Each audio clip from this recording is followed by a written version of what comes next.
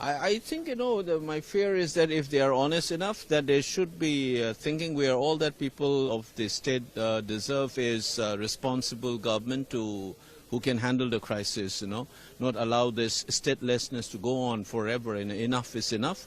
I think the government of India has been doing this very irresponsible governing through diktats and, unconstitutional subversion of the relationship between state and center, and trying to hide behind an incompetent government in Imphal. And I think the Prime Minister is solely responsible for this by outsourcing these things to the Home Minister. I think that must not be forgotten behind his drama of resignation.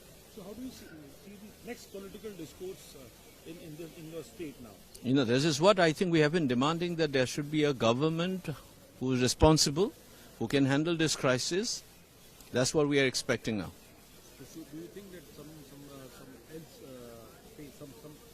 else will be able to do? Let's see. My only fear is that it should not be wait and watch, and there's suspicion that if he reinstated again or any other, I think whoever takes over, our only hope and prayer is that we should have a competent government to deal with the crisis.